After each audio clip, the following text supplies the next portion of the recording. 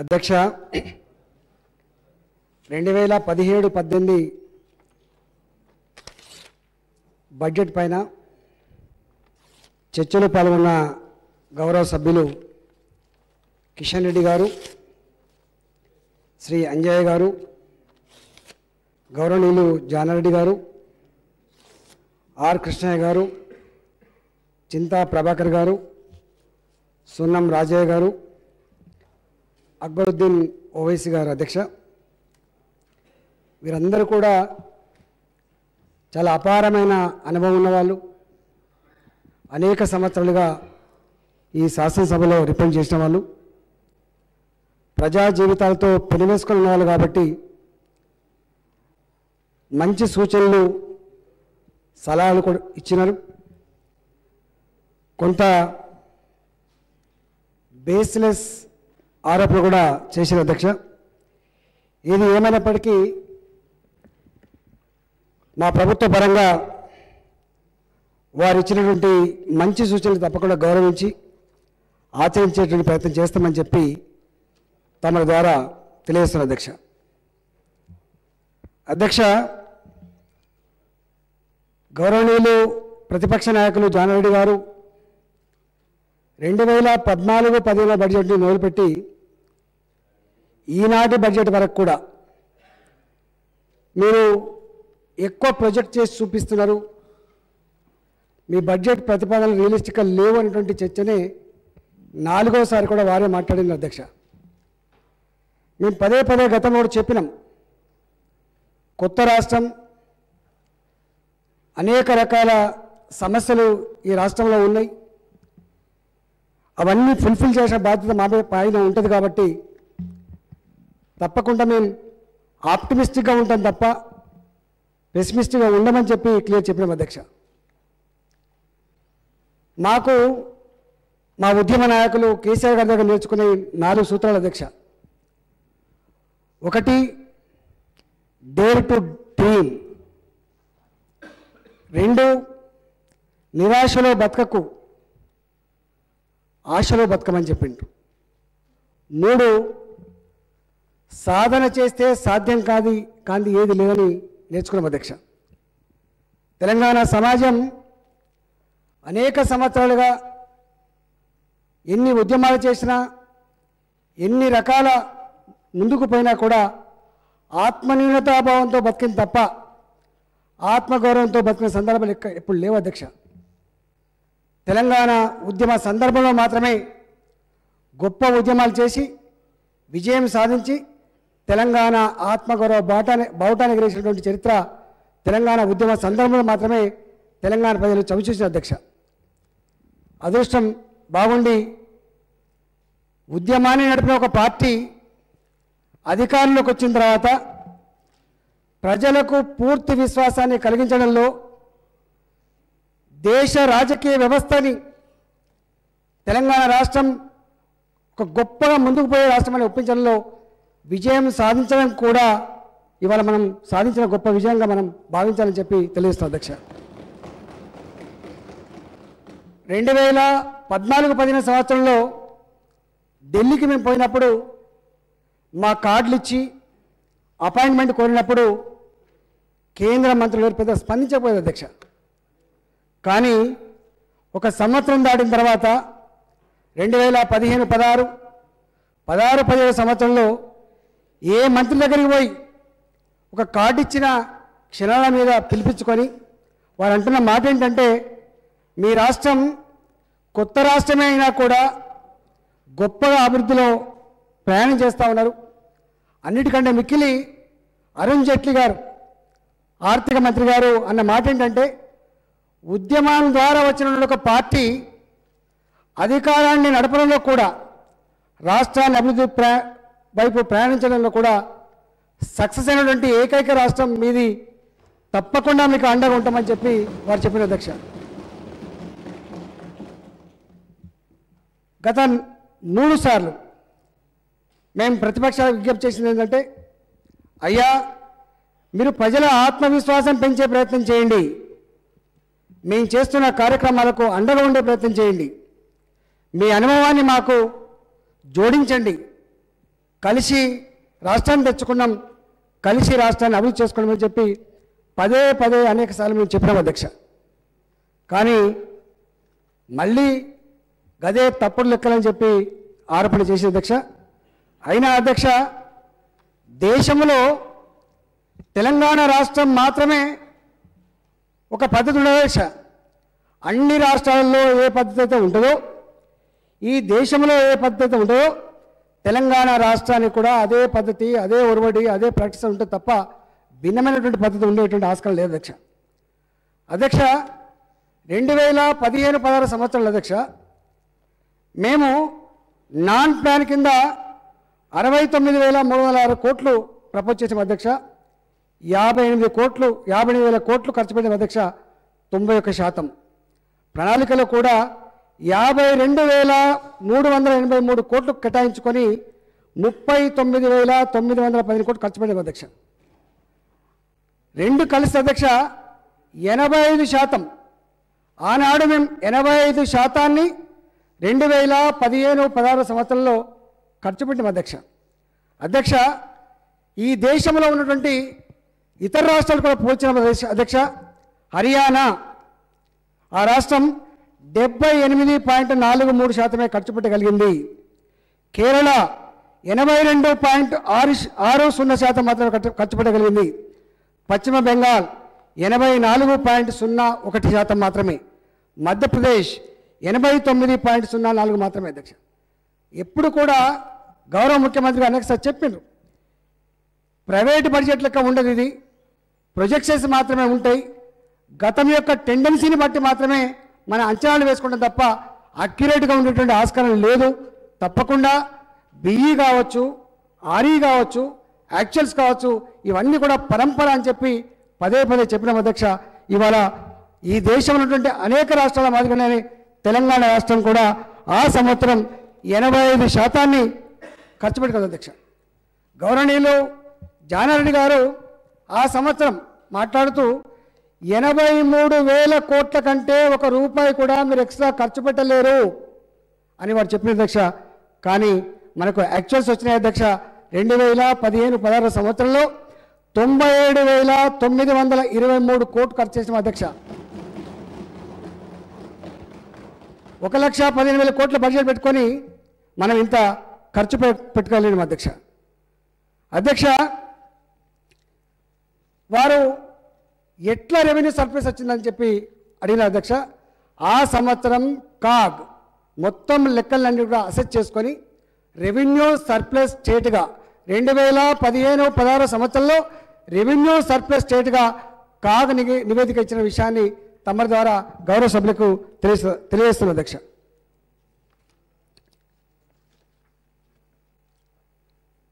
అధ్యక్ష, అనేక రాష్ట్రాల విషయంలో కూడా అదే లెక్కలు, అదే ప్రొజెక్షన్స్ ఉన్నాయి అధ్యక్ష. నేను వాటికి జోలికి వెళ్ళదలుచుకోలేదు అధ్యక్ష. కానీ తెలంగాణ రాష్ట్రం మాత్రం ఇవాళ తప్పకుండా అనుకున్న దాంట్లో ఒక ల్యాండ్ సేల్స్ విషయంలో తమరికి తెలుసు 2015-16 సంవత్సరంలో మంచి భూమి వచ్చింది అధ్యక్ష. మొన్న డిమాండేషన్ వల్ల కొంత ఇబ్బంది కలగడం వల్ల అది మెటల్ అయ్యేటువంటి టైంకి అది మనం చేసుకోకపోవడం వల్ల ఆ ఆదాయం తగ్గింది తప్ప ఎక్కడ కూడా మనం ఏ అంచనా అయితే వేసుకున్నామో ఆ అంచనాలు పర్ఫెక్ట్గా ఉన్నాయని చెప్పి తమ ద్వారా తెలియజేస్తారు అధ్యక్ష. అదేవిధంగా అధ్యక్ష 2016-17లో అధ్యక్ష 16-17లో కూడా అధ్యక్ష 1% ఎక్కువ ఖర్చు పడింది అధ్యక్ష. 62,785 నాన్ ప్లాన్లో అంచనా వేసుకుంటే 60,900 కోట్లు ఖర్చు పెట్టిన అధ్యక్ష. అదే ప్రణాళికలో అధ్యక్ష 67,631 కోట్ల రూపాయలు అలకేట్ చేసుకుంటే 51,291 కోట్లు ఖర్చు పెట్టిన అధ్యక్ష. మొత్తం కలిసి అధ్యక్ష 1,30,416 కోట్లలో ఆర్ఈ ప్రకారంగా ఆ ఆర్ఈ తప్పకుండా ఈ సంవత్సరం ఈ మార్చి తర్వాత వచ్చే ఆస్కారం ఉంది కాబట్టి 86% గత 2015-16 కంటే కూడా 1% ఎక్కువ వచ్చేసుకొని 86% అంచనా ఉంది అధ్యక్ష. తప్పకుండా దీన్ని యాక్చువల్స్ కూడా త్వరలో వచ్చేటువంటి ఆస్కారం ఉందని చెప్పి తమ ద్వారా తెలియజేస్తుంది అధ్యక్ష. అధ్యక్ష, మన రాబడి విషయంలో కూడా అధ్యక్ష ఎక్సైజ్ విషయంలో 32.28%. మోటార్ వెహికల్ ట్యాక్స్ విషయంలో 18.23%. Stamps and registrations 43.49%. వ్యాట్ విషయంలో 15.02. మొత్తం కలిసి అధ్యక్ష గ్రోత్ మనది 19.33 అధ్యక్ష. 2016-17 డిసెంబర్ నాటికి మన గ్రోత్ 19.33 అధ్యక్ష. నెలవారీ కూడా చెప్తా అధ్యక్ష,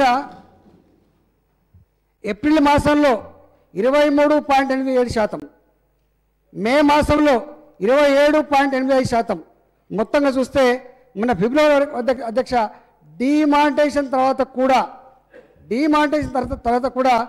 3 నెలలు కొంత తక్కువ వచ్చినప్పటికి కూడా మోటార్ వెహికల్ ట్యాక్స్ విషయంలో కానీ స్టాంప్స్ అండ్ రిజిస్ట్రేషన్ విషయంలో కానీ 600 కోట్ల రూపాయలు తక్కువ వచ్చినప్పటికి కూడా ఇవాళ 17.33% అధ్యక్ష.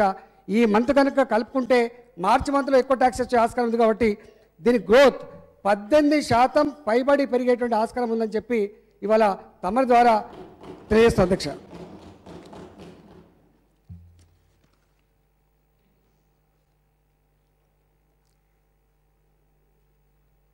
అధ్యక్ష 16-17లో 50,126 కోట్లు ఆరీగా మేము నిర్ణయించుకుంటే స్టేట్ ఓన్ ట్యాక్స్ రెవెన్యూ దాన్ని 62,619 ఈ సంవత్సరానికి నిర్ణయించుకో అధ్యక్ష. దీని గ్రోత్ 24% మాత్రమే పెట్టుకున్నాం అధ్యక్ష.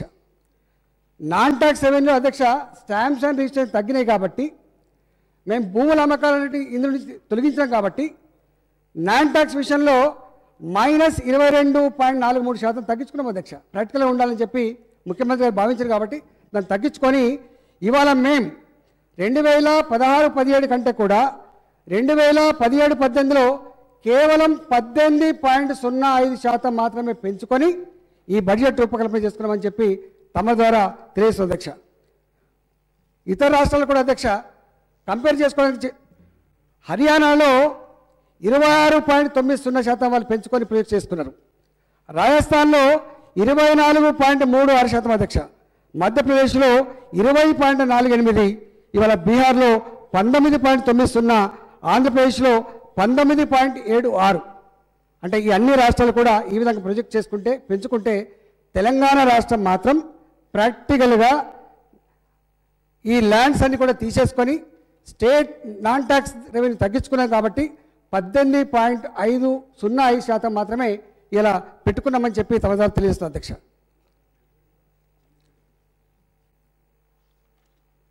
మొత్తంగా దేశవ్యాప్తంగా చూసినప్పుడు అధ్యక్ష దీంట్లో అన్ని రాష్ట్రాలు కూడా 14.64% పెంచుకున్నాయి అధ్యక్ష. అధ్యక్ష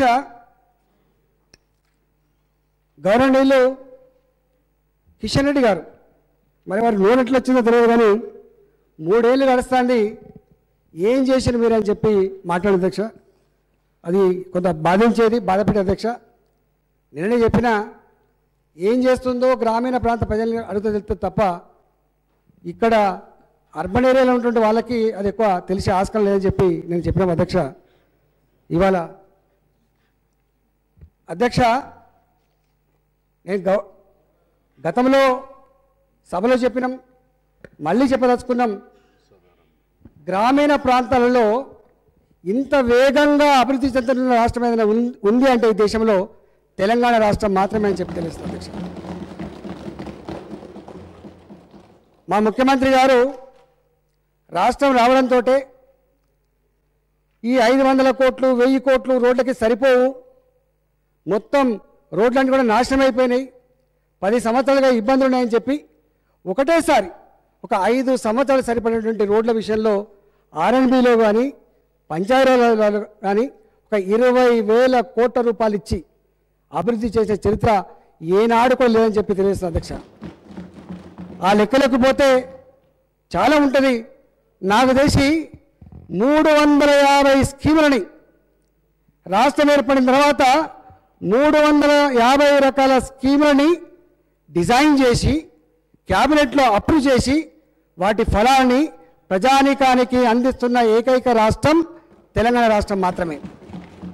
దాని ఫలితమే అధ్యక్ష ఇవాళ ఏ తెలంగాణ పడలేకపోయినా కూడా ప్రజలందరూ కూడా గింత గొప్పగా ఉంటుందా, తెలంగాణ రాష్ట్రం వస్తే ఏమొస్తుందో ఇవాళ మా అనుభవంలోకి వచ్చిందని చెప్పి ప్రజలు భావించుకునే పరిస్థితి అధ్యక్ష, ప్రజలు సంతోషపడే పరిస్థితి అధ్యక్ష. అధ్యక్ష ఒక్కొక్క స్కీమ్ రాజకీయ నాయకులు అనే వాళ్ళు ఆకాశం నుంచి ఊడిపడరు అధ్యక్ష. ఇవాళ మా గౌరవ ముఖ్యమంత్రి కేసీఆర్ గారు 40 సంవత్సరాల పైబడి ప్రజా జీవితంలో ఉన్నటువంటి వ్యక్తులం అధ్యక్ష. ఇవాళ అనేక మంది కూడా జానారెడ్డి గారు పెద్దలు వారు కూడా ఉన్నారు అధ్యక్ష. రాజకీయ నాయకులు అనేవాళ్ళు సామాజిక శాస్త్రవేత్తలు అధ్యక్ష. ప్రజలతో పెనవేసుకొని ఉన్నటువంటి ఆ జీవితాన్ని, వాళ్ళ అనుభవాలని, వాళ్ళ కష్టాలని ప్రణాళిక రూపంలో రూపొందించుకొని దాన్ని పరిష్కరించే వాళ్ళే రాజకీయ నాయకులు అధ్యక్ష. ఇవాళ మేము ఛాలెంజ్ చేసి చెప్పగలం, మేము చేసినటువంటి నిర్ణయాలలో దేశంలో ఏ రాజకీయ పార్టీ కూడా కనీసం ఆలోచన చేసిన పాపాన పోలేదు. ఆ ఆలోచన చేసినటువంటి ఏకైక రాష్ట్రం ఇలా తెలంగాణ రాష్ట్రం అధ్యక్ష. మా ముఖ్యమంత్రి గారు పదే పదే సిద్దిపేట ఎట్లా చేసుకున్నానో తెలంగాణ కూడా గట్టినే చేయాలని చెప్తారు అధ్యక్ష. సిద్దిపేటనే తెలంగాణ రోల్ మోడల్ కావాలని చెప్పి, నా అనుభవమే యావత్ తెలంగాణకు ఇంప్లిమెంట్ చేయాలి తమ్మని చెప్పి మాకు పదే పదే చెప్తారు అధ్యక్ష. వారు ఎమ్మెల్యే ఉన్న కాలంలో 100 మందికి 1000 మందికి ఎట్లయితే పెళ్లిళ్ళు చేసిండ్రో,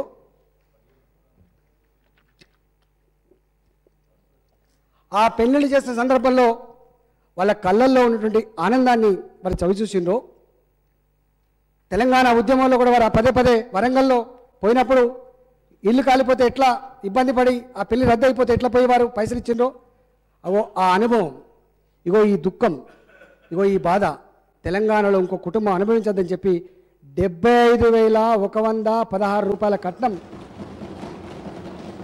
ఏ రాష్ట్రమైనా ఇచ్చింది అధ్యక్ష. ₹1 కూడా వేస్ట్ కాకుండా, ₹1 కూడా అటు పోకుండా ఒక కుటుంబానికి అందించగలిగినటువంటి ఏకైక రాష్ట్రం తెలంగాణ రాష్ట్రం కాదా అని చెప్పి గౌరవ కిషన్ రెడ్డి గారు తెలియజేస్తున్నారు అధ్యక్ష.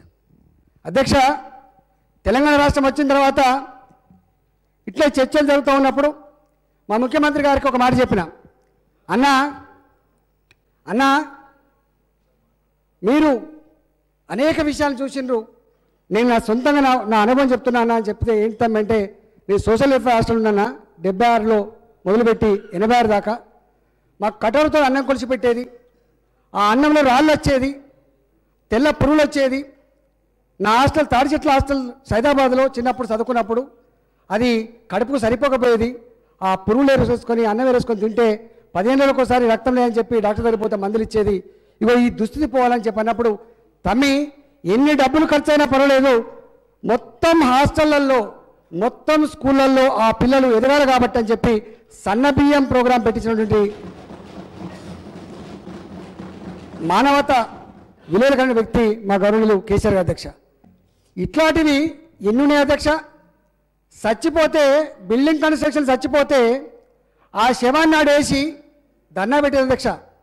ఇల్లు కట్టడానికి పోయినా, కార్మికుడు కింద పడి చచ్చిపోయినా, ఇంట్లో కరెంటు వైర్ ఫిట్ చేయడానికి పోయినా, మనిషి చచ్చిపోయినా కూడా ఆ శవం దగ్గర ఏడ్చుకుంటా ₹1,00,000 ఇస్తావా 2,00,000 ఇస్తావా అని చెప్పి డిమాండ్ చేసే స్థాయి నుంచి భవన నిర్మాణ రంగంలో పనిచేసే కార్మికులకి ఆటో నడుపుకుంటా, కారు నడుపుకుంటా, లారీ నడుపుకుంటా యాక్సిడెంట్ అయితే చచ్చిపోతే ఆ కుటుంబం అంతా అనాథగా మారుద్దని చెప్పి 5,00,000 రూపాయలని 6,00,000 రూపాయలని ఇన్సూరెన్స్ స్కీమ్ పెట్టినటువంటి ప్రభుత్వం ఏదైనా ఉందా అధ్యక్ష? ఇట్లా చెప్పుకుంటూ పోతే 100 ఉంటాయి. అసలు ఊహకు కూడా అందవు అధ్యక్ష. ఇవాళ అలాంటి మాటలు అధ్యక్ష ఫస్ట్ టైం జీవన్ రెడ్డి గారు మంత్రిగా ఉండే అధ్యక్ష. నా దగ్గర పిడుగుపడి 3 చచ్చిపోయిన ఒకసారి జీవన్ రెడ్డి గారు మంత్రిగా ఉండే మా జిల్లాలో. నేను రాజశేఖర్ గారి దగ్గరకు వచ్చిన, అయ్యా ఒకే రోజు గొర్రెలు కావడానికి పోయి 3 చనిపోయిన పిడుగుపడి, మరి ఏమైనా సాయం చేస్తారంటే ప్రొవిజన్ లేదని చెప్పింది అధ్యక్ష. వారికి తెలుసు ప్రొవిజన్ లేదని చెప్పింది అధ్యక్ష. కానీ వారు చొరవ తీసుకొని ముఖ్యమంత్రిని కన్విన్స్ చేసి ₹1,50,000 చొప్పున అప్పుడు ఇప్పించింది అధ్యక్ష. 3 ఇప్పించింది అధ్యక్ష. కానీ ప్రభుత్వం, తెలంగాణ ప్రభుత్వం గట్ట రికమెండ్ చేస్తే కాదు, యాక్టివ్ ఎమ్మెల్యే ఉన్న కూడా కాదు, మంత్రి పేరు చేస్తే కాదు, దీన్ని శాశ్వతంగా అందరికి ఇవ్వాలని చెప్పి ఇవాళ పిడుగుపడ్డ ఇవాళ వర్షంలో ఏదైనా ఆపద చచ్చిపోతే వాళ్ళందరికీ కూడా ఇవాళ తప్పకుండా గ్యారంటీ ఉండాలని చెప్పి 5 లక్షల రూపాయలు చొప్పున పెట్టినటువంటి ఏకైక ప్రభుత్వం కూడా అధ్యక్ష నేను ఎమ్మెల్యేగా ఉన్ననాడు కరీంనగర్లో వరదలు వచ్చిన అధ్యక్ష వరదలు వస్తే అప్పుడు ఫర్జుద్దీన్ గారు ఫిషరీస్ మినిస్టర్ ఉండే ముగ్గురు కొట్టుకపోయిన అధ్యక్ష ముగ్గురు కొట్టుకపోయింది మేము పోయి అడిగినాం అయ్యా ముగ్గురు కొట్టుకపోయింది ఏమైనా సాయం చేస్తామంటే అప్పుడు కూడా ప్రొవిజన్ లేదని చెప్పేది అధ్యక్ష కానీ ఆనాడు మేము పోయి కొట్లాడి 1,50,000 రూపాయలు చొప్పున అలాంటి వాళ్ళకు కూడా మేము ఇప్పించాం అధ్యక్ష కానీ తెలంగాణ రాష్ట్రం వచ్చిన తర్వాత గొర్రెల కాపర్లు పిడుగుబడి చచ్చిపోయినా తాడి చెట్టు మీదకెళ్ళి పడి గౌడు చచ్చిపోయినా చేపలు పట్టపోయి మచ్చకడ చచ్చిపోయినా కూడా 5 లక్షల రూపాయలు చొప్పున ఇన్సూరెన్స్ను అమలు చేస్తున్నటువంటి రాష్ట్రం ఇవాళ తెలంగాణ రాష్ట్రం కాదు అధ్యక్ష వచ్చినాయి అందరికీ అన్నీ వచ్చినాయి Please silence. Please silence. Jeevan Reddy గారు మినిస్టర్ గారు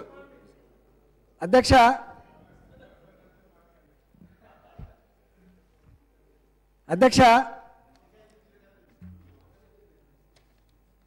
మీరందరూ శాసనసభ్యులుగా ఉన్నారు మేమున్నాం నేనైతే 10 సంవత్సరాల వరుస పెట్టి జిల్లాలో జరిగేటువంటి బ్యాంకర్స్ మీటింగ్ పోయేది అధ్యక్ష ఎస్సీల కోసం ఎస్టీల కోసం ఇచ్చిన స్కీములు 100 టార్గెట్ ఇస్తే 5 కూడా అమలు కాకపోయేది అధ్యక్ష ఏనాడు కూడా బ్యాంకులు ముందుకు రావు డబ్బులు ఇవ్వవు ఇస్తే కూడా సెక్యూరిటీ పెట్టాలి మా ముఖ్యమంత్రి గారికి ఈ విషయం చెప్పినాం అన్న ఎస్సీల కోసం ఎస్టీల కోసం బీసీల కోసం మైనార్టీల కోసం ఇచ్చిన రుణాలు ఏవైతున్నాయో ఆ 30,000 రూపాయల సబ్సిడీ మాత్రమే ఉంది దీన్ని కొంత పెంచుకోవాల్సి అక్కడ ఉన్నది ఈ బ్యాంకు యొక్క పెత్తనం తగ్గించాల్సి అక్కడ ఉన్నది ఈ బ్యాంక్ ఇన్వాల్వ్మెంట్ తగ్గించాల్సి అక్కడ ఉందంటే వారు ఏం చేసిన తక్షణం కడియం శ్రీహరి గారిని నన్ను మా జోగురామన్న గారిని తర్వాత మా చంద్రలాల్ గారిని కమిటీ వేసిన వెంటనే మీరు బ్యాంకుల ప్రమేయం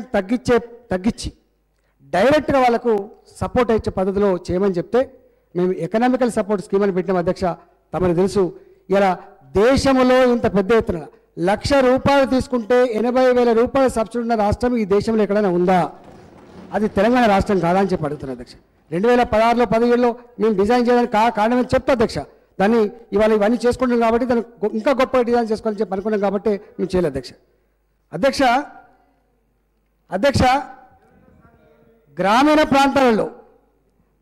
ప్రాంతాలలో వ్యవసాయదారుడు భూమి కొనుక్కుంటే అధ్యక్ష వాళ్ళు సాదా కాగితం మీద రాసుకుంటారు అధ్యక్ష తండ్రి చనిపోతే కొడుకు ఆటోమేటిక్గా రావాలి అధ్యక్ష కానీ ఎక్కడ కూడా 20,000 30,000 లంచాలు ఇస్తే తప్ప పాత డేట్లల్లో మళ్ళీ భూములు వాళ్ళ పేట వచ్చే ఆస్కారం లేదు అధ్యక్ష అంటే మేము ఆలోచిస్తున్న తీరు మీరు అర్థం చేసుకోమని చెప్తున్నా అధ్యక్ష 11 లక్షల మంది రైతాంగానికి రూపాయి ఖర్చు లేకుండా ఈ సివిల్ డిస్ప్యూట్ లేకుండా ఈ వేదన లేకుండా ఇవాళ సాదా పరిణామాల మీద ఉన్నటువంటి భూముల్ని ఇవాళ వాళ్ళకు హక్కులు కల్పిస్తున్నటువంటి రాష్ట్రం తెలంగాణ రాష్ట్రం కాదా అధ్యక్ష ఆ ప్రాసెస్ అంతా జరుగుతుంది అధ్యక్ష నేను ఫోన్లో ఉన్నప్పుడు మా ముఖ్యమంత్రి గారు సీఎం గారి దగ్గర దరఖాస్తు ఇవ్వబోతామని చెప్పిండు మా హరీష్ రావు గారిని ఇద్దరం పోయి ఇచ్చాం అయ్యా మీరు ఆంధ్రప్రదేశ్ కాంటెక్స్లో చూస్తున్నారు తెలంగాణ కాంటెక్స్ట్ చూసే ప్రయత్నం చేయండి అక్కడనేమో గొప్ప నీళ్ళు ఉంటాయి ఇక్కడేమో నీళ్ళు ఉండవు దానికి దీనికి ఒకటే వరుస ఎత్తుందని చెప్పి వారు గుజరాత్లో 2 ఎకరాల గ్రీన్ హౌస్ కల్టివేషన్ కోసం ఉందని చెప్పి వారు చెప్తే మేము పోయి దరఖాస్తు ఇస్తే గదే 20 గుంటలకు ఇచ్చింది తప్ప ఒకటే రాష్ట్రం ఒకటే పద్ధతి అని చెప్పింది తప్ప కరువుకు నిలయమైన నీళ్లు దొరకని తెలంగాణకు కనీసం 2 ఎకరాలు ఇవ్వమంటే మాత్రం ఇవ్వాలి అధ్యక్ష కానీ తక్షణమే వారు ఆ రోజు పంపించింది కాబట్టి ఇగో ఈ తెలంగాణ చేయాలని సంకల్పంతో ఇవాళ 3 ఎకరాల గ్రీన్ హౌస్ కల్టివేషన్కి జీవో ఇచ్చిన విషయం వాస్తవం కాదా దాంట్లో 75% నాకు తెలిసి ఒక రైతుకి 75% 2 లక్షల పైబడి సబ్స్టేషన్ రాష్ట్రం ప్రపంచంలో ఎక్కడ లేదు కావచ్చు, అది తెలంగాణ రాష్ట్రం మాత్రం ఉంది అధ్యక్ష. అట్లనే హార్టికల్చర్ విషయంలో ఇతరత్ర విషయంలో కూడా అనేకం చేసిన అధ్యక్ష. దాని జోలికి పోయిన అధ్యక్ష.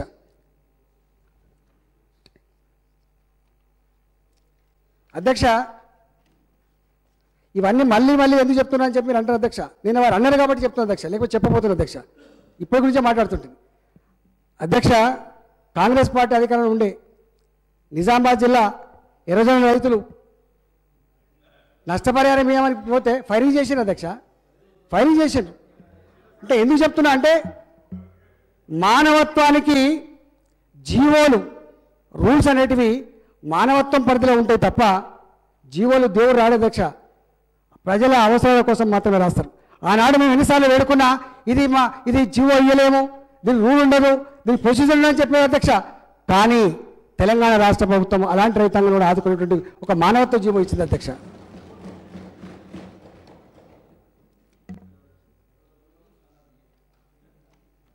అధ్యక్ష అది కూడా చెప్తాం అధ్యక్ష. అధ్యక్ష ప్లీజ్ సైలెన్స్. మార్కెట్లలో హమాలీల రేట్లు పెంపడం కానీ, మార్కెట్ కమిటీలలో రిజర్వేషన్లు వేయడం కానీ, అందులో మహిళలకు కూడా రిజర్వేషన్లు వేయడం కానీ, రైతులు ఆత్మహత్య చేసుకున్నటువంటి వాళ్ళకి మీరు ఆడించినటువంటి లక్షణాలు కాకుండా 6 లక్షల రూపాయలు ఇచ్చే విషయంలో కానీ, ఇవాళ జర్నలిస్టులకు కూడా 100 కోట్లు ఇవ్వడం కానీ, న్యాయవాదులకు 100 కోట్ల రూపాయలు ఇవ్వడం కానీ, ట్రాక్టర్ల మీద ఆటోల మీద పన్నులు రద్దు చేయడం కానీ, ఇట్లా ఒక 350 నిర్ణయాలు అధ్యక్ష. ఇక నేను అవి చదవను అధ్యక్ష, ఎందుకంటే మీరు మళ్ళా గవేజ్ అవుతున్నాను అధ్యక్ష.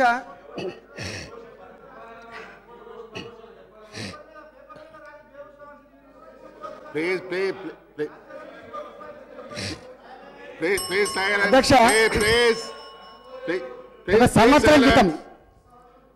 ఒక సంవత్సరం క్రితం మా ముఖ్యమంత్రి గారు మా అందరినీ ఒక మీటింగ్ పెట్టి మనం బంగారు తెలంగాణకు బాటలు వేయాలి కదా, మరి గ్రామీణ ప్రాంత ఆర్థిక వ్యవస్థ బాగుపడకుండా ఏ ఉద్యమంలో అయితే 100% వర్గాలు అణగారిన వర్గాలని మనం చెప్పుకున్నామో, తెలంగాణ రాష్ట్రం అణగారిన వర్గాలు నిలయమని చెప్పుకున్నామో, వాళ్ళ అభివృద్ధి లేకుండా వాళ్ళ జీవితాలు మార్చకుండా బంగారు తెలంగాణ రాష్ట్రం సాధ్యం కాదు కదా, మరి ఎట్లా చేద్దామని చెప్పి వారు మా అందరితో పెట్టి వారు మాకు అప్పచెప్పిన బాధ్యత ఏంటంటే జోగురామన్న గారికి మాకు ఇట్లా ఈ అన్ని కులాలని అన్ని కులవృత్తులని కూర్చొని వారితో సమగ్రంగా మాట్లాడండి, మొత్తం ఫీడ్బ్యాక్ తీసుకోండి, నాకు సబ్మిట్ చేయండి, ఏం చేద్దామని చూద్దాం.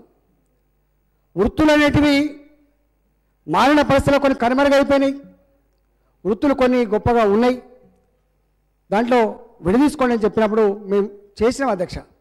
దాంట్లో గ్రామీణ ప్రాంతాల్లో ఉన్న వృత్తులలో సర్వీస్ ఓరియంటెడ్ వృత్తులు ఏవి, అసెట్ క్రియేట్ చేసే వృత్తులు ఏవని చెప్పి సపరేట్ చేసుకున్నాం అధ్యక్ష.